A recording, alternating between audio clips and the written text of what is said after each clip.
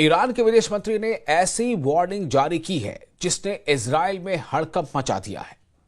Iran के विदेश मंत्री अब्बास अरागची ने एक एक शब्द को डिकोड किया जा रहा है। तेल अवीव से लेकर वॉशिंगटन डीसी तक ईरान की धमकी को समझने की कोशिश कर रहे हैं, क्योंकि अब्बास अरागची ने अब युद्ध नहीं बल्कि महायुद्ध की चेतावनी दे दी है।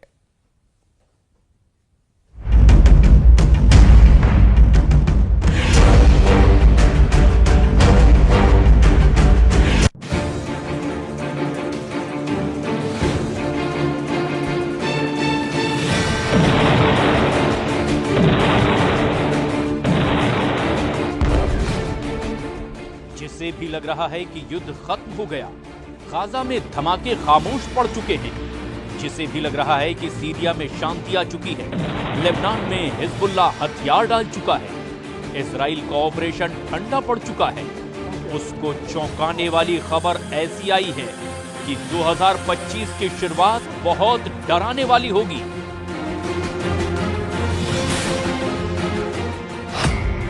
(2022) के युद्ध, 2023 की जंग और 2024 के युद्ध से बढ़कर इस साल अब महायुद्ध का पहला सिग्नल मिल चुका है। 2025 की शुरुआत यानी जनवरी के महीने में ही एक बड़ी जंग दस्तक देने लगी है। ईरान ने जनवरी के महीने में ही अपनी 1000 से भी ज्यादा मिसाइल लॉन्च करने के लिए तैयार कर ली है। इस बात की तस्दीक ईरान के विदेश मंत्री अब्बास अरागची ने भी कर दी है। अब्बास अरागची ने चीन के मीडिया को एक धमाकेदार इंटरव्यू दिया है। अरागची ने इस इंटरव्यू में जो बोला वो इजराइल की मीडिया में गोला बनकर गिरा है।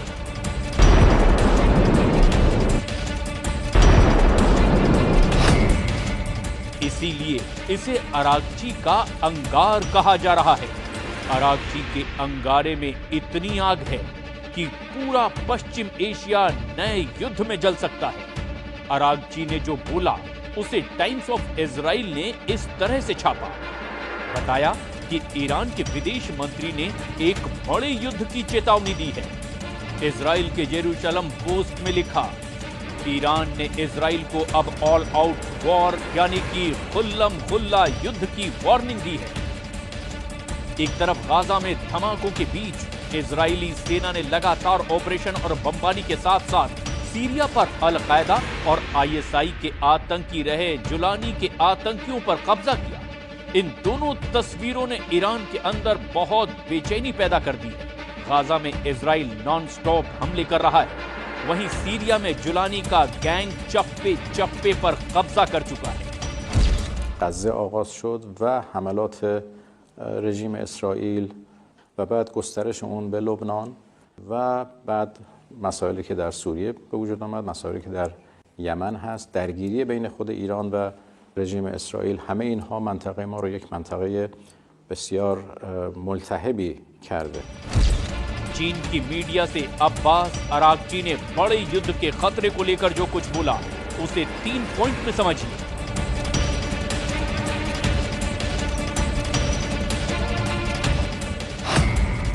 अरागची ने कहा कि ईरान भविष्य में इजराइल के किसी भी हमले के लिए तैयार है।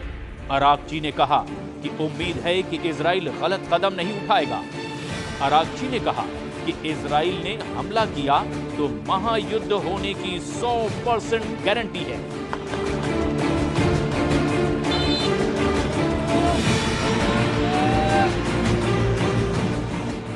इस वक्त ईरान और इजराइल के बीच टेंशन सबसे बुलंद है। एक तरफ नेतन्याहू का वॉर कैबिनेट गाजा, लेबनान और सीरिया के मोर्चे पर खुद को जीता हुआ साबित कर रहा है।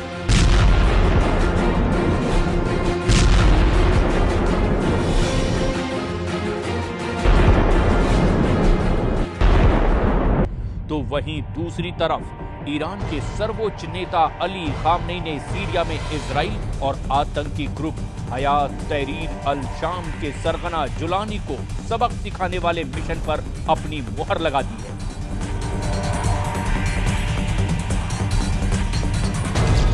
البته پیروزی هم قطعی است. حالا به این جوله باطل نگاه نکنید، بدانید اینایی که امروز جبلان میرن یه روز زیر پای مؤمنین لگدمال خواهند شد. खामनेई के बयान में नेतन्याहू के साथ जुलानी के लिए बड़ी वार्निंग है। खामनेई ने तय कर लिया है कि जिस तरह असद सरकार को हटाकर सीरिया को लूटा गया, अब उसी सीरिया के लोग इसका बदला भी लेंगे। उनके टारगेट पर अमेरिका के वो अड्डे होंगे जो ईरान के लिए खतरा बन चुके हैं। امروز آمریکایی ها در سوریه پی در پی پایگاه میسازند. حتما این پایگاه ها در زیر لگد جوانان سوری پایمال خواهد شد. खामनेई ने जो कहा उसकी गंभीरता नेतन्याहू और उनके चाहने वाले बहुत अच्छी तरह समझते हैं। डोनाल्ड ट्रंप को भी मालूम है कि राष्ट्रपति पद की शपथ लेने से पहले इजराइल और ईरान के बीच सीधा युद्ध किसी भी वक्त भड़क सकता है। ईरान के हाथ से सीरिया निकल चुका है, लेकिन खामनेई का इरादा बता रहा है कि इजराइल और अमेरिका को फंसाने वाले खेल की चाल ईरान ने चलनी शुरू कर दी है।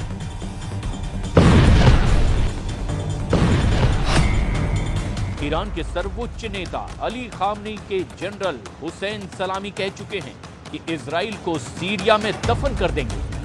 زندگی می‌کردند چون ما به دنبال عزتشان بودیم.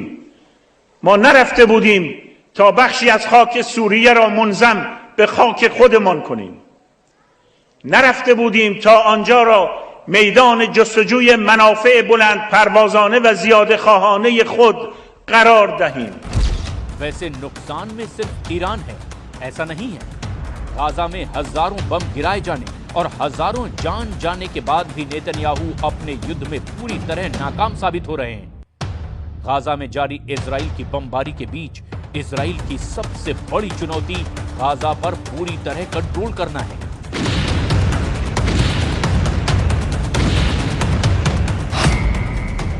जिसमें नेतन्याहू और उनकी सेना 100% फेल साबित हुई है, क्योंकि हमास अब भी गाजा में एक्टिव है। गाजा में हमास के हमले लगातार जारी हैं।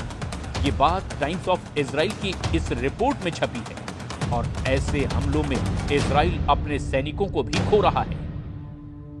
नेतन्याहू के लिए दूसरी बड़ी चुनौती वहां मौजूद इजरायली बंधकों की रिहाई है, जो अब भी हमास के कब्जे में है।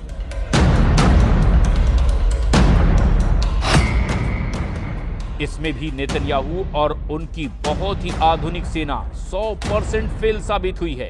इजरायली बंधक अब भी हमास के कब्जे में हैं। इजरायली अखबार हॉरेट्स में छपी खबर बताती है कि नेतन्याहू पर दबाव बढ़ाने की कोशिश हो रही है।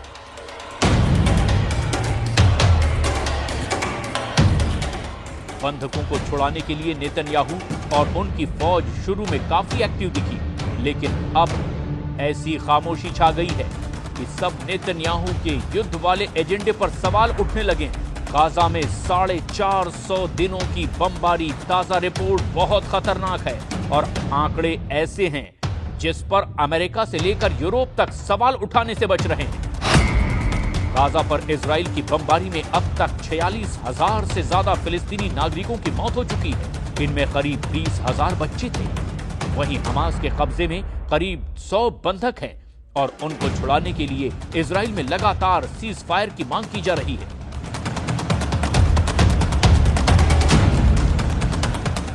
तेल अवीव में अब नेतन्याहू के खिलाफ लगातार प्रदर्शन हो रहे हैं। हंगामा, शोर और नारेबाजी के साथ नेतन्याहू और उनकी वॉर कैबिनेट को जगाने की कोशिश हो रही है। लेकिन नेतन्याहू सरकार की चुप्पी ने लोगों को भड़का दिया है। तेल अवीव में जुटे ये वो लोग हैं जिनमें ज्यादातर बंधकों के रिश्तेदार हैं। इजराइल अब गाजा में क्या चाहता है, इस बात को लेकर नेतन्याहू की पॉलिसी काफी भ्रम की स्थिति में नजर आती है, क्योंकि जो युद्ध उसने हमास को खत्म करने के लिए शुरू किया था वो अब भी एक्टिव है और इजराइल की फोर्स अब भी गाजा में ज्यादातर इलाकों में सीना चौड़ा करके पेट्रोलिंग नहीं कर सकती।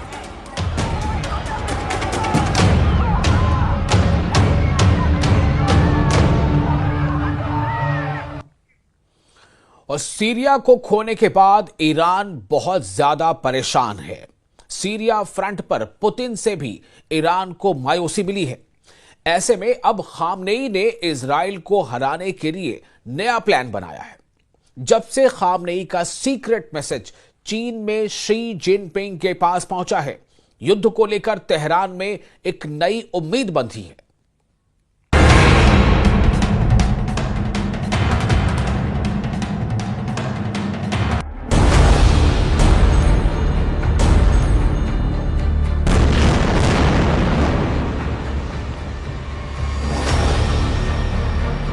क्या ईरान ने मास्टर स्ट्रोक चल दिया है? क्या ईरान ने इजराइल को बड़े युद्ध में फंसा दिया है? क्या ईरान ने चीन के साथ सबसे बड़े युद्ध की डील कर ली है?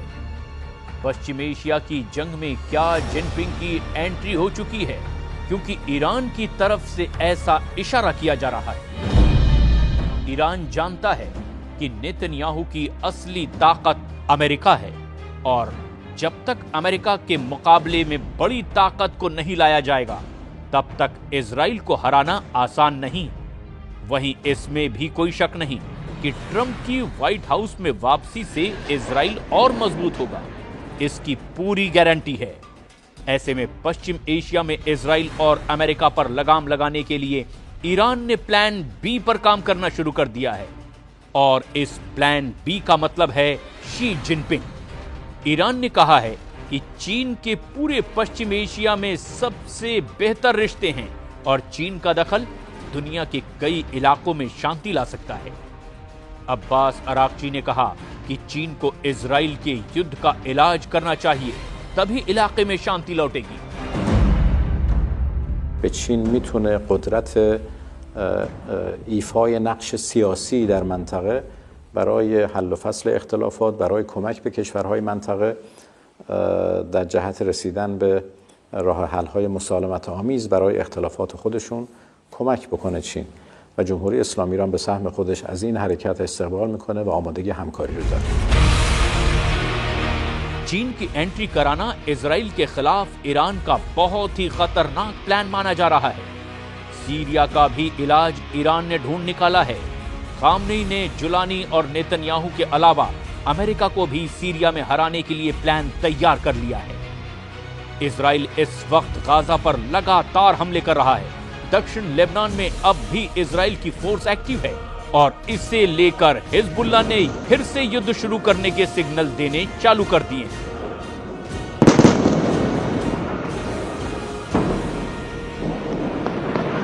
لا يوجد جدول زمني يحدد أداء المقاومة لا بالاتفاق ولا بعد انتهاء مهلة 60 يوما في الاتفاق. لقد قلنا بأننا نعطي فرصة لمنع الخروقات الإسرائيلية وتطبيق الاتفاق وأننا سنصبر. لا يعني هذا أننا سنصبر لمدة 60 يوما. 27 नवंबर को हिजबुल्लाह और इजराइल के बीच सीज फायर हुआ था। तब 60 दिन के अंदर इजराइल की फोर्स को दक्षिण लेबनान से हटाने की बात तय हुई थी। लेकिन अब हिजबुल्लाह को लग रहा है कि जिस तरह नेतन्याहू ने सीरिया में फौज की घुसपैठ करके कब्जा करना शुरू किया है, यही हाल दक्षिण लेबनान का होगा, क्योंकि नेतन्याहू ने सीरिया में जबल अल शेख रेंज पर अपना हेलीकॉप्टर उतारकर यह मैसेज पहले ही दे दिया कि सीरिया में इजराइल की फौज अब लंबे वक्त तक रहेगी, या यूं कहें कि सीरिया के बड़े इलाके पर इजराइल की फौज अपना कब्जा बरकरार रखेगी। यही वजह है कि खामनेई ने भी ये कह दिया कि चाहे गाजा हो या लेबनान हो, सीरिया हो या फिर यमन, इजराइल के खिलाफ मरते दम तक युद्ध लड़ा जाएगा।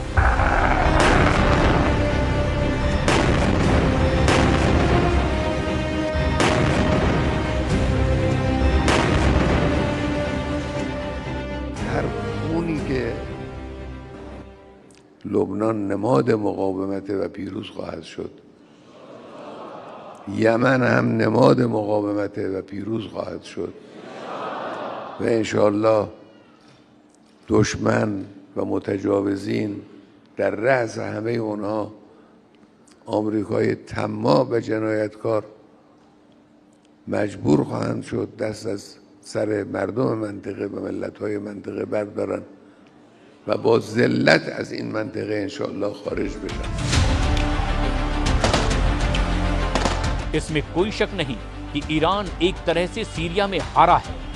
वहां की असद सरकार को हटाने के पीछे अमेरिका और इजराइल का जॉइंट प्लान रहा और बशर अल असद को सत्ता से हटाने में जुलानी सबसे आगे रहा और जुलानी का नजरिया इजराइल को लेकर काफी नर्म है। नेतन्याहू भी कह चुके हैं कि सीरिया में असद सरकार को हटाना इजराइल का मास्टर स्ट्रोक है। The historic events we witnessed today are a chain reaction to the pounding of Hamas, the decimation of Hezbollah, the targeting of Nasrallah, the blows we delivered to the Iran regime's axis of terror. And all this came, as President Trump pointed out this week, because of Israel and its fighting success. Iran जानता है कि Netanyahu ने Iran के साथ नया mind game खेलना शुरू कर दिया है। ईरान की अपनी रणनीति है और इसकी वजह बड़ी मजबूरी भी है। सीरिया इस बात का सबूत है कि ईरान का रुख इजराइल को लेकर और सख्त होता जा रहा है। ईरान के विदेश मंत्री अब्बास अरागची ने इजराइल को चेतावनी दी कि अगर उस पर हमला करने की कोशिश हुई तो पूरा पश्चिम एशिया युद्ध में जलेगा। यही वजह है कि अब्बास अरागची ने चीन को युद्ध का इनविटेशन दे दिया है। ईरान चाहता है कि चीन भी सीरिया, गाजा और लेबनान के वॉर जोन में एंट्री करे और इसे ही ईरान की चीन के साथ सबसे बड़े युद्ध की डील कहा जा रहा है। ईरान किसी भी कीमत पर नहीं चाहता कि सीरिया में इजराइल मजबूत हो, जबकि नेतन्याहू ने तो सीरिया में बफर जोन का एक्सटेंशन बनाना भी शुरू कर दिया है। लेकिन ईरान से लेकर सऊदी अरब और बाकी अरब देश भी बहुत अच्छी तरह से जानते हैं कि ग्रेटर इजराइल नेतन्याहू के वॉर कैबिनेट का सबसे बड़ा एजेंडा है और इस एजेंडे को नहीं रोका गया तो उनका काम भी तमाम हो जाएगा। और यही वजह है कि ईरान ने बाकी अरब देश से अपने संबंध बेहतर बनाने शुरू कर दिए हैं। بسیار پر التهاب در منطقه خاورمیانه و غرب آسیا رخ انجام گرفت. ما چند اولویت داریم. یکی از این اولویت‌ها حسن روابط همسایگی در منطقه پیرامونی خودمون هست. ایجاد ارتباط خوب. इसमें कोई शक नहीं कि पश्चिम एशिया में युद्ध खत्म होने का नाम नहीं ले रहा और इस युद्ध में सबसे ज्यादा धमाका इजराइल ही कर रहा है। चाहे गाजा हो या फिर सीरिया या फिर दक्षिण लेबनान, धमाके बहुत ज्यादा हो रहे हैं और मौतों का आंकड़ा भी बेकाबू हो चुका है। इस वक्त गाजा, लेबनान और सीरिया के आसमान में इजराइल की एयरफोर्स बहुत एक्टिव है। इजराइल के F-15 फाइटर जेट लगातार उड़ान भर रहे हैं और इनको ऐसे ऐसे बमों से लैस किया गया है जिससे ऐसे धमाके हो रहे हैं जिसकी गूंज तेहरान तक पहुंच रही है। इजराइल के इन धमाकों के साथ सीरिया में जुलानी का ऐसा तूफान आया है कि उस तूफान में न सिर्फ बशर अल असद की सरकार उड़ी बल्कि असद की मदद करने वाले पुतिन और खामनेई का मजबूत खूंटा भी उखड़ गया। जुलानी ने सीरिया में ऐसा जाल फैलाया कि इस जाल में फंसे रूस और ईरान की सेना को सीरिया से भागना पड़ा। जुलानी का जाल बुनने वाले तुर्की और इजराइल इस वक्त बहुत खुश है। जुलानी का जाल इतना मजबूत बताया जा रहा है जिसकी जद में अब कई और अरब देश भी आ सकते हैं। डर है कि इसमें जॉर्डन के राजा किंग अब्दुल्ला भी फंस ना जाएं और जुलानी का अगला टारगेट जॉर्डन बन सकता है। खौफ सऊदी अरब में भी बढ़ चुका है। यही वजह है कि सीरिया में तख्ता पलट से पहले सऊदी अरब के क्राउन प्रिंस ने बशर अल असद की तरफदारी में कई बातें भी कही थी। इजराइल के धमाकों को लेकर ईरान में खौफ सबसे ज्यादा है। इजराइल सीरिया के सभी मिलिट्री अड्डे तबाह कर चुका है। जुलानी के कब्जे के बाद तो लेबनान और ईरान के बीच वाली ईरान की सप्लाई लाइन भी अब खत्म हो चुकी है और यही वजह है कि ईरान बहुत ज्यादा बेचैन है।